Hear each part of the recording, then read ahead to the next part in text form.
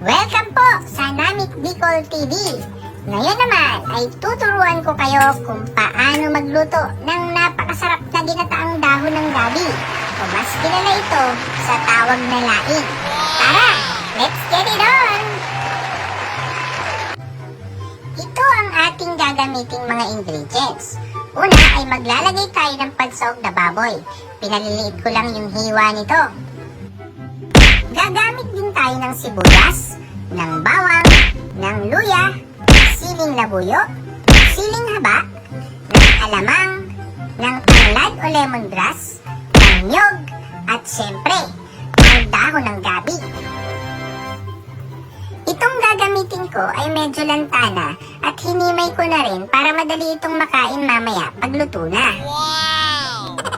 Maglalagay din ako ng tirang smoke bangus, ngunit ito ay optional lamang. Pwede din kayo gumamit ng tinapa. Ngayon ay uumpisan ko na i-chop itong ating gagamiting mga ingredients. Uumpisan ko na dito sa bawang. Tara! Did you see that? Wow!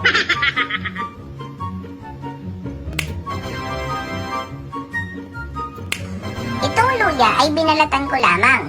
Hindi ko na ito hihiwain. Dudurugin ko na lang ito.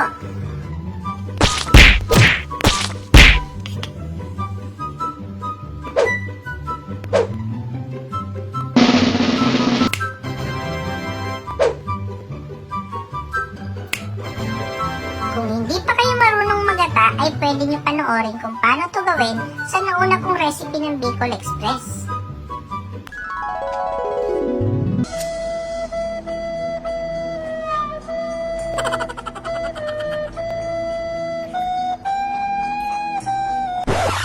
Nga pala, ang ginawa ko dito ay isang basong tubig sa unang pagata at isa't kalahati naman sa pangalawa.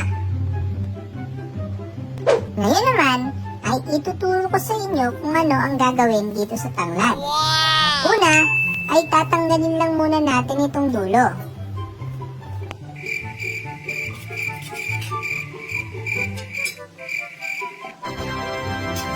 Ang susunod naman natin gagawin ay hahawakan nyo lang itong dahon at ipapaikot-ikot.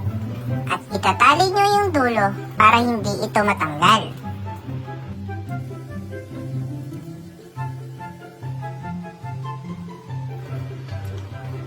Pagtapos, ay tatanggalin ko na lang itong mga sobra. Ang susunod naman natin gawin ay pipit-pitin natin ito para lumabas yung mga katas.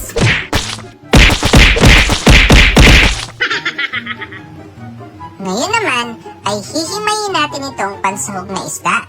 Hindi ko na masyado palilitin ang pagkakahimay para buo-buo pa rin natin itong makain mamaya pagkaluto. Dapat din natin siguraduhin na walang tinik ang ating isda. Tara, umpisa na natin. Ang una nating gagawin ay papainitin muna ang kawali at pag mainit na ay maglalagay na tayo ng mantika. Pagtapos ay magigisa na tayo.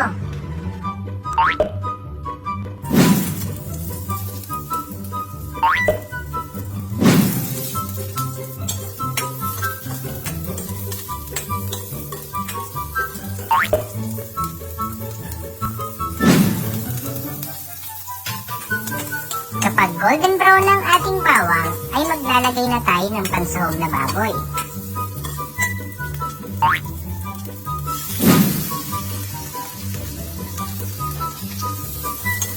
Ngayon naman, ay isasabay ko lang itong baboy sa pag-isa. At gagawin ko ito ng mga 5 to 10 minutes. O kapag naging kulay brown na ito.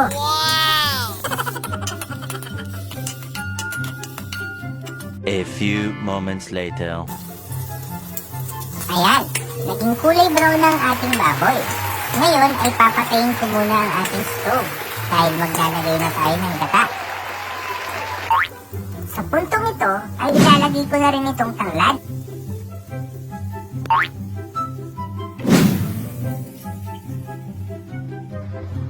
Pagkalagay ng gata ay bubuksan ko na ulit ang stove at ilalagay ito sa medium fire.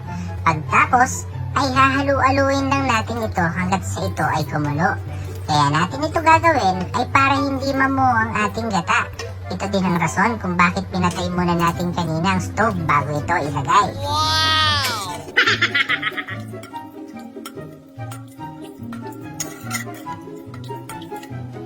I believe I can fly.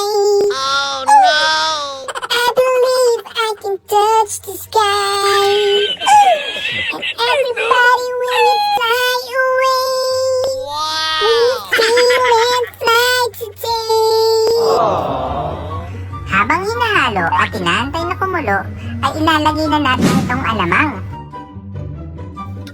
Hoy, hoy, buloy, nasaan ka man? Hindi mo ba alam na macho ka?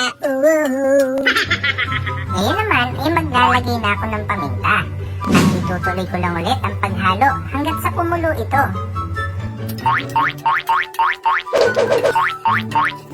Ayan, kumukulo na.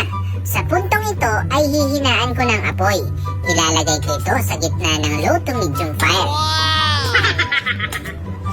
Bago natin ilagay ang dahon ng gabi, ay tatanggalin muna natin itong tanglad. Pero wag niyo muna itong itatapon dahil pipigaan natin ito mamaya pag medyo lumamig na. Ngayon naman ay ilalagay na natin itong ating dahon ng gabi.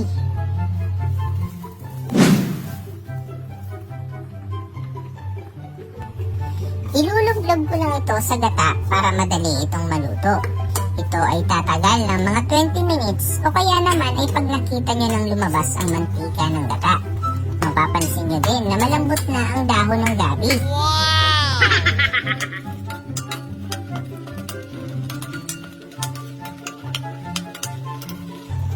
Pwede rin natin ito haluin paminsan-minsan para hindi dumikit sa kawali.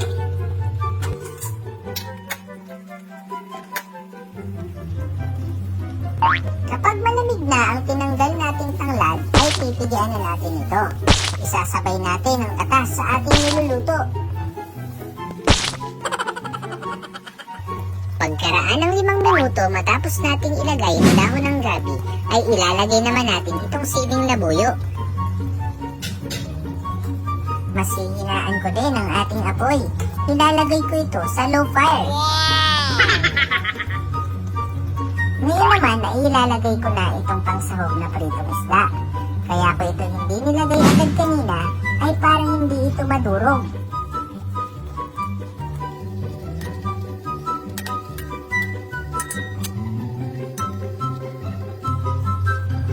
Maglalagay din ako ng 1 kutsarang asukal dahil mas masarap ang ating laing kapag ito ay medyo matamis.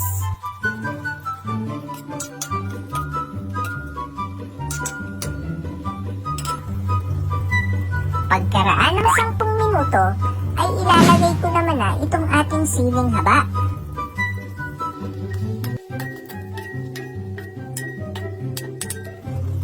Pwede rin kayo maglagay ng kaunting asin pag sa tingin nyo ay kulang pa ito sa alat.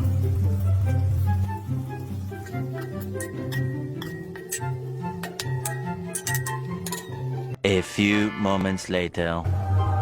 Ayan, luto na ang ating special laing. I-serve na natin.